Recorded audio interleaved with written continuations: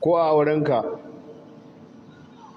idan ka gayyato makaɗa suka yi ta kiɗa, ka yadda in liman ya zo fatiha Allah ya sa 'ya'yan da za ka haifa su zama irin wanda ka gayyato? Tambayar ka ake, ka yi magana mana. Wai waɗanda suka zo suka yi ta maka kiɗa ana ta buɗar kai ana gwangwajewa, to Allah ya sa 'ya'yan da za ka haifa duk su zama irinsu. Ya za ka ce ai mutanen kirki ka gayyato, ko mutanen ka ne ai kuma kana son su ne, to Allah ya sa 'ya'yan da ka haifa su zamanto duk haka. Baka yadda ba? To a al'ada ma fa kenan baka yadda ba, to yadda me za ka tambaye mu kuma a musulunci?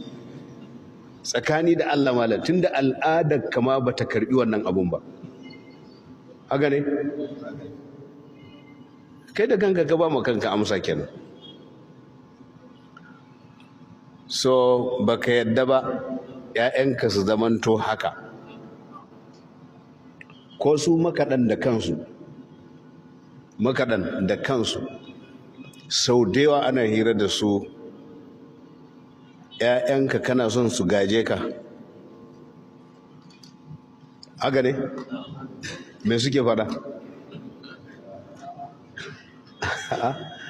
To aikin ɗaya gaji ubansa aka ce,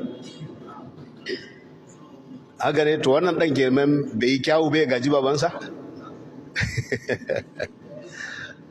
Na ga ba sai mun tsaya muna ta jan hadisi ba, a al'adar kama ina ganin kayi ma kanka hukunci. Jama'a haka ne? Ku kuka faɗa fa, ni ba tambaya kawai nake, kuna ba da amsa. Duk kuka ba da amsar nan.